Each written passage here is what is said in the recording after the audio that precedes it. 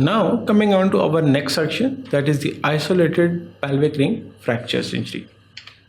We will be discussing the classification which is used for the pelvic ring injuries. There are two classifications. One is the Young Burgess and then is the Tile classification. We'll be briefly discussing the subset of Young Burgess, that is anterior posterior compression or APC, and LCR lateral compression along with the vertical shear as well.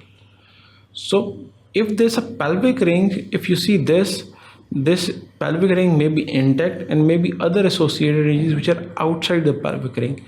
These actually include avulsion fractures. Now avulsion fractures could be of the superior and inferior pubic rami, or this could be not involving the pelvic ring. This could be of the anterior superior iliac spine or anterior inferior iliac spine as well. Or this could be the fracture of the ischial tuberosity, like over here or over there or over here as well. Now these all fractures actually lie outside the pelvic ring and they are usually called as avulsion fractures. These are the most common avulsion injuries seen around the pelvis or the anterior inferior iliac spine, the rectus due to pull of the rectus femoris, or ischial tuberosity due to the pull of the hamstrings. Bone pulled off by the violent muscle contraction, sartorius pulling off the anterior superior iliac spine as well. If it is present over here, this is due to sartorius. Anterior inferior iliac spine injury could be due to the pull of the rectus femoris, and ischial tuberosity, this could be due to the pull of the hamstring. Usually all are essentially muscle injuries and they are most commonly associated with the athletes and those sports injuries. Require muscle rehabilitation if bony fragment is small, but if there is a large bony fragment, may require fixation as well, if you can see it over here as well. What is important is necessary for optimal functional result, because there is usually injuries associated with athletes or those who are involved in high activities, and especially the sports injuries. They may be sports athletes who may be involved in a very vigorous activity, and this may cause a lot of problems, especially if the patient pulls up a hamstring. In case of an patient is in an Olympic race, the patient can lose a lot of problems later on. Usually seen in sportsmen, women and athletes, and that is why sometimes it's very important so they become fit again and they can perform for their country. Now coming to the stress fractures. These are the fractures of the pubic rami usually seen in the osteoporotic bone or in the females of the older age group. This is difficult to diagnose because there is sometimes insufficiency fractures and may be present around the sacroiliac joint as well. But when they are present, they have to assess whether they may be associated with a trauma or they may be associated with even a trivial trauma as well. For these kind of fractures, sometimes you need an MRI, but mostly MRI is not needed for pelvic and acetabular injuries. But these are also seen in superior and inferior pubic rami in slim individuals as well, just because there's excessive contraction and bone is unable to bear weight due to that.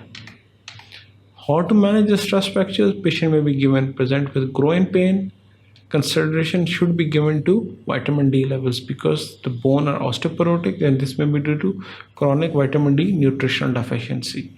Patients usually heal with rest. Why? Because if bed rest, vitamin D supplementation, the soy milk supplementation can actually lead to recovery gradually. But usually this patient may require 2 to 3 weeks offloading due to patient should not walk a lot, because then so that the fracture can heal over time. They are rarely painful and non-union may persist, which requires surgery. But the problem is that as the bones are weak, they may not unite properly. And once that 2 to 3 weeks patient starts to walk, the muscles are actually pulling the fragments of the bone. This may lead to some kind of a non-union. And that non-union will lead to persistence pain, a nickel in the groin, which therefore may eventually require surgical fixation so that the non-union can be addressed. But usually stress fractures do not need surgery and can be managed conservatively. Now coming to the pelvic ring fractures. As I told you, if you assess the AP view systematically, that you start either anteriorly or posteriorly, then you need to look at the sacroiliac joint, ala of the ilium, then iliopectineal line, ilioischial line, both the pubic areas, symphysis pubis, as well as the dome, anterior and posterior wall of the acetabulum. If all that is looked in, usually there's rarely a chance that you're going to miss something out. What if there is an anterior ring injury? Anterior ring injury would mean that the ring is disrupted from anteriorly. This would lead to symphysis pubis diastasis. Always look for associated fracture, the posterior fracture and joint disruption. Whenever you have ring injury, usually the ring just does not disrupt anteriorly. It can disrupt anteriorly only when there is less degree of trauma. But as these pelvic and acetabular injuries are associated with high degree of trauma, so sometimes the initial injury may eventually propagate, lead to complete ring disruption. So there is not only anterior disruption, there may be associated posterior disruption of sacroiliac joint as well. So anteriorly, the symphysis pubis or pubic rami will be disrupted, and there may be a diastasis of the pubic symphysis. There's a Young-Burgess classification which actually classifies the pelvic ring injuries according to the mechanism of injury. They are briefly divided into three types. That is the APC, the anterior posterior compression, as if the mechanism of injury is such that load is from being thrown on the pelvis from anterior and leading to anterior posterior compression type injuries. There could be lateral compression, in which the patient, the low force is acting on the pelvic ring from the side, eventually leading to lateral compression type injury. Or this could be leading to vertical shear. Vertical shear is when one whole hemipelvis just vertically translates upward due to this kind of a mechanism of injury, leading to vertical shear. This, as I told you, due to front-on force transmitted through the pelvis.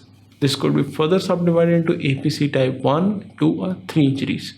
In type 1 injuries, the pubic diastasis is less than 2.5 centimeter and it can be managed conservatively. In type 2, this is more than 2.5 centimeter injury, and if there is no posterior wall or sacroiliac joint injury, only anterior fixation of the pubic symphysis may be required if posterior ligaments are intact.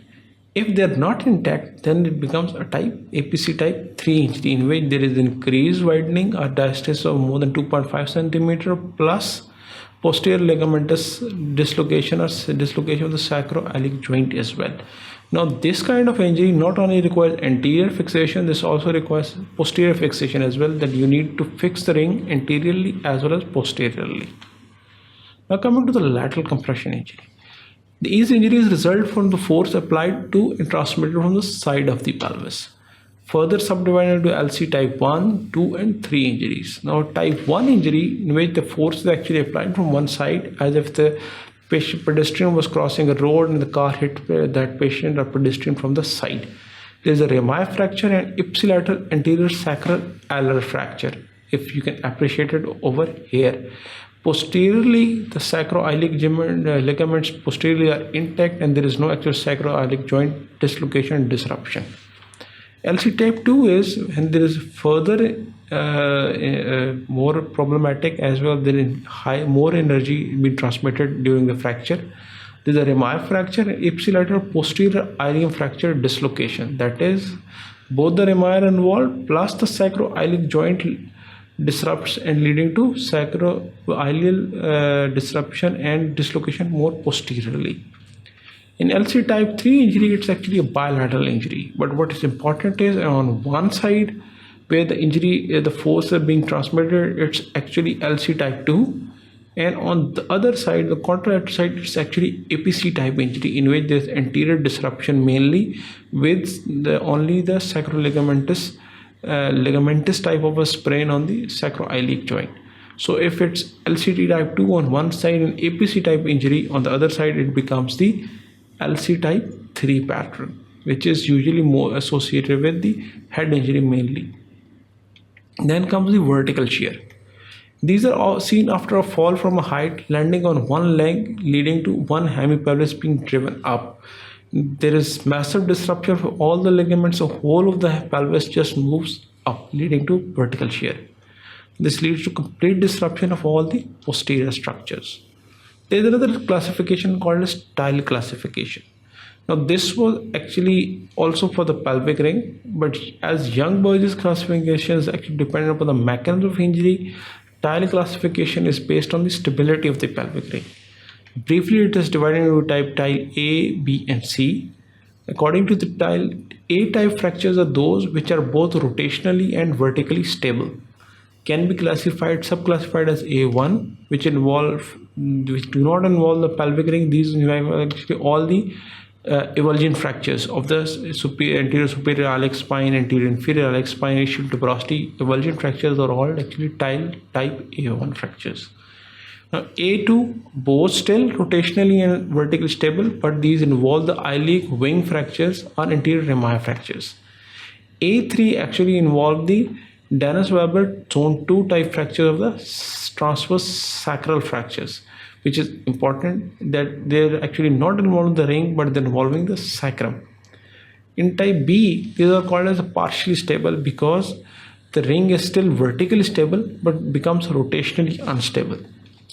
Further subclassified in type B1, which means unilateral anterior disruption of the posterior structures. Now B2 means unilateral sacroiliac joint disruption or subluxation with anterior ring rotation. Type B3 involves this bilateral sacroiliac joint disruption with sacral fracture as subluxation of the anterior ring on both sides.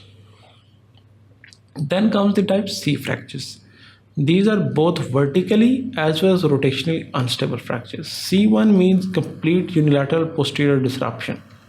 C2 means complete unilateral posterior disruption with contralateral partial disruption.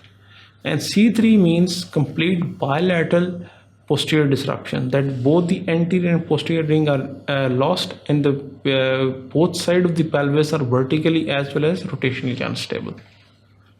Now coming to the treatment of pelvic ring fractures. As per ATLS guideline, the initial treatment is to apply the pelvic binder so that there is less, actually this reduces the pelvic volume and therefore reduces the amount of blood loss which can go into the pelvic fracture. Many injuries sustained in the incidents as per managed by ATLS protocol, immediate resuscitation of the patient, management of the hemorrhagic shock, because these patients usually present with grade 3 or 4 hemorrhagic shock, and sometimes they also not only require fluids but they require blood as well. Then comes the pelvic binder. The role of the pelvic binder is actually decrease the pelvic volume, so there is less amount of blood which is actually lost into the pelvic cavity. Therefore, appropriate application is the key, because if you do not have a proper made pelvic binder, the best option is to just wrap the sheet around the patient. But what is important is that it's actually wrapped over the greater trochanteric area. You palpate it, the greater trochs, both sides on the lateral aspect of the thigh, and apply the binder over there, not over the abdominal area. But usually if there is actually the ready-made pelvic binder is available, these usually have straps or locks which can hold the pelvic in place. And it's important it's not to be left for more than 24 hours, because these binders actually can cause bed sores, especially over the area of the greater trochanter. Most pelvic binders have a racket locking system. If they're ready-made, they have a system in which they can, so that they keep the pelvic volume in check and do not allow the pelvic volume to increase as more and more blood actually pools into the pelvis. Now coming to the management of the patient in extremis. What is important is that if there is a persistent hemodynamic instability, immediate control may be necessary, especially if it is an APC type 2 or 3 injury. This may be associated with massive blood loss in the pelvic injury. On AP, X-ray of the pelvis is taken if CT cannot be done. As I told you, CT can only be done if the patient is vitally stable and can go to a CT scan room. No hemodynamic instability without mechanical instability. What is important is if it's more the mechanical instability, there will be more hemodynamic instability. You cannot have an intact pelvic ring and patient can have an hemorrhagic grade 3 or 4 shock. It is usually associated with pelvic ring disruption, both anteriorly as posteriorly, may be associated with APC type 3 or LC type 3 injury, and then this is usually associated with grade 3 or 4 hemorrhagic shock. Sometimes angiography or embolization may be needed as well. Why? Because we need to make sure that there is not a lot of blood which gets pooled into the pelvic cavity. This controls arterial bleeding only. Why? Because only arterial embolization is done. Venous actually blood gets pulled up, but actually this becomes less as well. Consequence of embolization is muscle necrosis, because as I told you, if internal iliac embolization is done, all the muscular and visceral structures being actually supplied by internal iliac vessels. Unselected embolization is linked with a lot of morbidity as well. So you do not need to block the internal iliac. Sometimes the major branch which is supplying that specific area may be embolized, just to make sure that the bleeding stops over there. Other option is periperitoneal packing. That is, if you have opted the patient for a laparotomy, then is that you can go in, apply the external fixator to this pelvic area, stabilize the pelvis. That is, it can be opened by a Stoppa's approach, but sometimes you don't need to open it. So by Stoppa's approach, all you need to do is use a fluoroscope in the guide to apply 4 rings to the 4 Schwann pins to the iliac bones as well as to the ischium and pubic bones, so that they can be stabilized. And once they are stabilized, simply external fixator can be applied. Rectus abdominal muscle sometimes may be needed may be divided in case if it's going through the Stoppa's approach. But if you're using a fluoroscope, even a minimal incision approach can be utilized to apply an external fixator. 6 large abdominal packs are inserted for preperitoneal packing, so the blood stops. And then external fixator actually helps to stabilize the bony injury until the laparotomy or angioembolization can be done for the bleeding. Coming to the conservative management, if it's both rotationally as well as vertically stable injuries or avulsion type injuries, not involve the pelvic ring as well, then these can be managed conservatively. But bed rest and traction is not favored due to some complications such as venous thromboembolism. There may be high morbidity as well associated with it as well. Early immobilization with the use of walking aid is usually favored, and fractures may be treated conservatively include avulsion type injuries, that is the type A, tile type A injuries, or it is LC type 1 injury, which is there is actually anterior ring disruption, but as posterior the sacroiliac joint is intact, so there is not massive instability which is being produced. Operative fixation, actually the principle of operative fixation is to convert an unstable pelvic into a stable one, because if there is mechanical stability, there will be less blood loss and patient will have decreased chances of mortality. Use of radioacid operating table and traction devices are actually utilized. If, for example, there was a vertical shear, the sacroiliac joint has gone up, we can apply the traction so that the sacroiliac joint, the ilium comes back at the level then these screws can be applied. Pubic symphysis diastasis can be treated with either anterior plating or superior plating as well. What is important is that sacroiliac joint can be treated with posterior plates or even the sacroiliac screws, as it can be seen over here. Sacroiliac dislocation, subluxation, and sacrofractures can be reduced and stabilized by either reduction of hemipelvis, and involves a combination of traction and rotation to correct the deformity, and then application of plates or screws as well. If you can see it over here, posterior wall of the plate has been applied, which actually also covers the anterior superiorly the pubic ramus as well. So this was actually a posterior caution like an approach was used to actually fix the posterior column as well as the posterior wall as well. If this was associated with sacroiliac disruption, screws could have been used to fix this area as well. Now coming to the urogenital injuries. If there are associated urogenital injuries, then usually what you need to do is to posterior urethral tear is diagnosed by retrograde urethrography. Urethral tears are treated conservatively with catheterization, but always the suprapubic catheterization. If urine leak from the bladder, a fracture is treated with antibiotics, and intraperitoneal rupture of the bladder requires emergency laparotomy. What you need to do is, because the urine is going into the peritoneal cavity, that will lead to peritonitis, and a lot of morbidity may be associated with it. Therefore, even if the pelvis has been stabilized by an external fixator, you need to go in, open the patient abdomen by use of laparotomy incision and repair the bladder so that the intraperitoneal leakage of the urine is actually stopped. Coming to the complication. Now, this complications, actually, there are certain complications which we actually associate with the injury. Then there are association to complications of treatment as well. This could be urethral strictures. Despite the use of suprapubic catheterization, there may be lead to fibrosis. This may lead to impotence. There may be due to venous thromboembolism. There may be nerve injuries due to loss of lumbosacral plexus, may be stretched or sheared off. Infection, if there is associated with bladder injury or retroperitoneal or intraperitoneal loss of urine, or this could be simply non-union as well. Because once the bone is stabilized, this may not eventually unite, leading to non-union. In this section, we briefly covered the pelvic ring injuries and what are the different classifications which can be utilized. There are two types of classification. One is the tile classification and the Young-Burgess classification.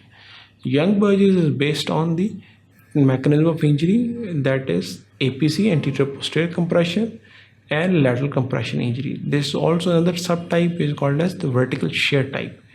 APC1 and LC type 1 can be treated conservatively. All others require operative fixation in form of sacroiliac screws, anterior and posterior plating. Now, the second classification is actually the tile classification. Tile classification is based upon the stability of the pelvic ring. It is type A, which in both the pelvic ring is rotationally as well as vertically stable. Type B, in which it is vertically stable but rotationally unstable. And type C, in which this is both vertically as well as rotationally unstable. Usually, type A injuries do not require surgery except in the special circumstances. Then type B1 or B2 can also be managed conservatively, but sometimes all other types such as B3 and C types usually require surgery for the pelvic ring disruption. Thank you very much. Keep watching sqadia.com.